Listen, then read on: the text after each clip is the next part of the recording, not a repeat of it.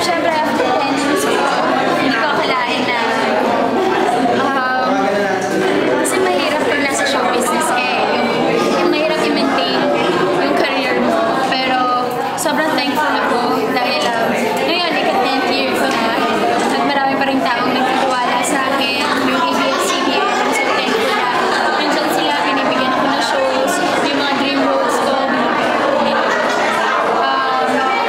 yun, ngayon kaya ko yung title ng concert ko, mga Salvador and Tales of Death. Kasi syempre parang gusto ko naman new revelation, i-reveal sa kanila na kahit pa paano may na-discover ako sa talent ko. At yun ang singing. Wow! So, Sing and dance talaga. kasi sobrang dream ko maging total performer like J-Lo, Beyonce. Ang kapal ng mukha pero sobrang pangarap ko talaga yun. And paunti-unti po natutupad. So yun, sobrang thankful ako sa syempre Star Magic family ko. Kasi sila ang nagbuo ng concept na ito. At yun, sobrang blessed kami na ang Ayala Malls na dyan. Glorieta, sila nagbigay ng unang kick-off ng aking concert. So sobrang thankful. Yung mga songs din sa concert, personal choice mo ba yun? Oo, meron. Tapos yung iba, tinulungan din nila.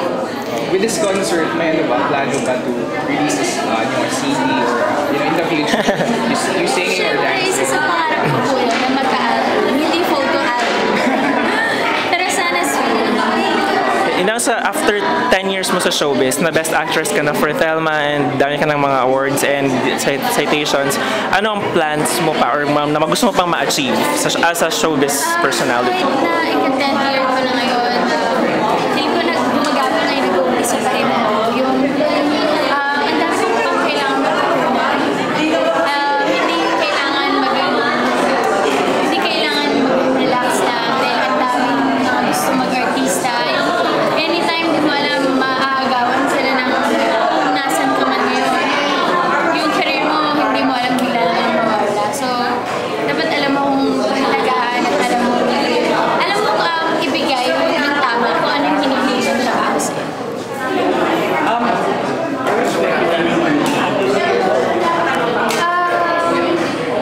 May mga offers ko, pero pinag-uusapan naman. Napanood namin yung showbiz at Center for yesterday with your mom. So ano yung reaction ng mother mo na achieving all of this? Nag-concert ka na?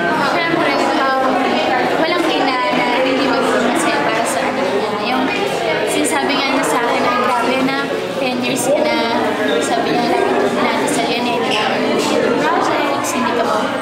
Kasi alam niya na yun, isa sa dream ko talaga. Hindi yung umarte, hindi lang, yung ganito, yung mag-perform at mag-entertain ng tao. So, yun, parang siyempre, happiness yung malaman mo na yung family mo. Sobrang tindi. Grabe yung support sa'yo. Lalong-lalo na sila. Sino yung collaboration in music? Dream collaboration? Yung collaboration. Madami sila. Can you tell us more about yung kids, yung sinusuportahan mong sa advocacy ba yun? So, parang sinusuportahan mo sila regularly yung ano? Sabi ko, parang malapit lang naman yung